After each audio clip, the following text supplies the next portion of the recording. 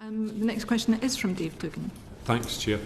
Secretary, just briefly, the First Minister in Scotland has claimed that an SNP majority at the next election would be a mandate for a new independence referendum. Do you agree with that assessment?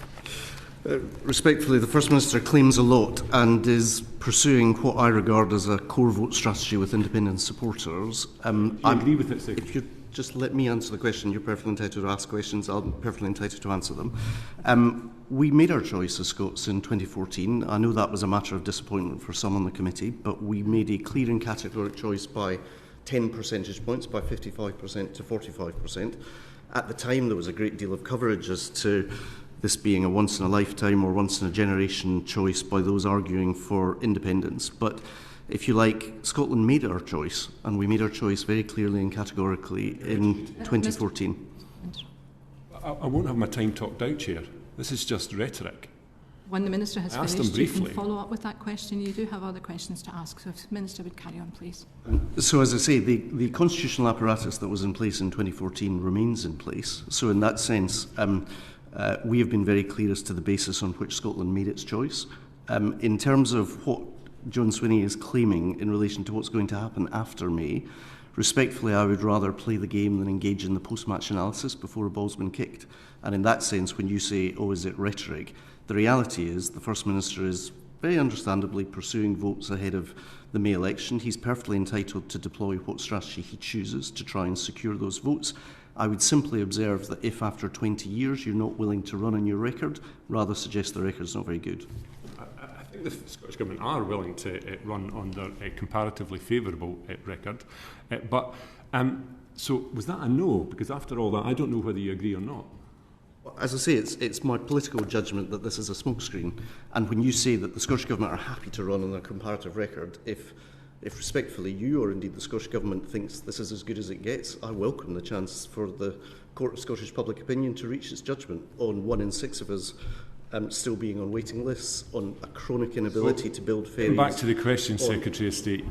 The basis of the First Minister's claim is that the precedent was set in 2000 when the SNP won a majority in that election. So do you agree that constitutionally the UK operates on the basis of precedent, and so from that perspective the First Minister's analysis is sound? Well, the mandate on which we were elected as a UK government was very clear that we are not countenancing the breakup of the United Kingdom or a further referendum. And secondly, one of the differences between now and 2014 is that 2014 actually happened.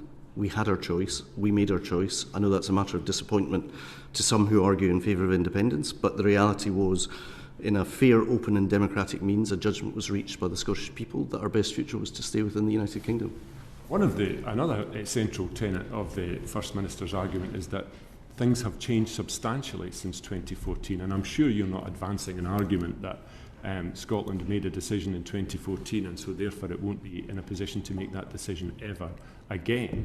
And so on that basis, why is the pursuit of precedent not logical in this instance? Because on top of the 4 key elements that were present in 2011 when the UK government granted a Section 30 order, at that stage, UK government can grant a Section 30 order any time it wishes in response to an application by the Scottish Government. So with 7 tenets rather than 4 present in 2026, if the Scottish Government is SNP in majority, why would the UK Government not issue a Section 30 under those circumstances? Well, firstly, I'm not anticipating a defeat for the party of which I'm a member. We're working for victory. Secondly, I'll be at St Giles on Sunday. I was first in St Giles after the referendum, the Sunday after the referendum, when there was a National Service of Reconciliation. A service of national reconciliation that very regrettably both Nicola Sturgeon and Alex Salmond refused to attend. I worry that when you say circumstances have changed, you reflect a long-standing position in your party, which is not actually to accept the result of 2014 as being a conclusive, determinative judgment by the Scottish people, because the argument that you're now seeking to cite, which is everything has changed, is an argument that we've heard at various points since 2014. We heard it in relation to Brexit, we heard it in relation to Boris Johnson, we've heard it on a whole range of issues. Now, Your party is perfectly entitled to argue for independence. I'm sure you continue to do so. That's not my party's position. My party's position is that we should be focusing on the delivery of, let's say, a £10 billion order to the Clyde. We should be focused on a record settlement under the devolution settlement. Respectfully, we just disagree on the best constitutional future for Scotland. I believe in a two-parliament, two-government solution. I'm a committed devolutionist. I accept that John Swinney takes a different point of view, but it's for him to defend or explain his politics, and I'll defend and explain mine. Which he does weekly. But to be clear, I think I'm picking that up in your answer. As long as you decide independence isn't a priority for Scotland, regardless of the sovereignty of the Scottish people, independence will continue, or even the choice over independence will continue to be denied to the people of Scotland, even now when polling for independence is over 50%.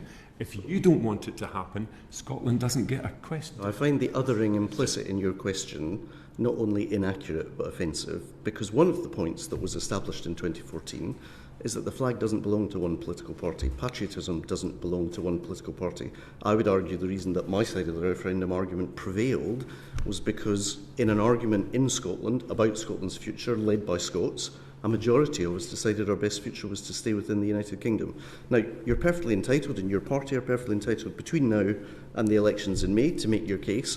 As I say, if that's not a case about the state of the health service or the state of education or the state of criminal justice or indeed the state of our ferries, that's a judgment for you, but others will reach a different judgment as to why you're making the case that you're making.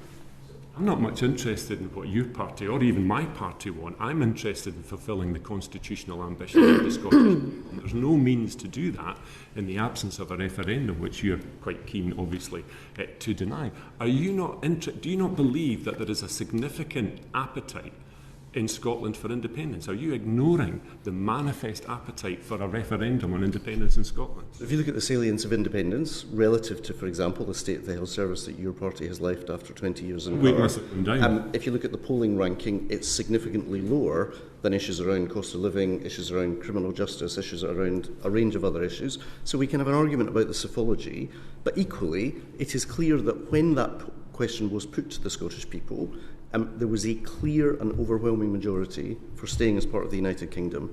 As I say, I reflected on this when realising I was heading to St Giles on Sunday. It is a matter of regret to me that politicians of significant standing, like Alex Salmond and like Nicola Sturgeon, chose in the years after that decisive choice not to bring us together as Scots, but instead to deploy their political skills to keep us divided.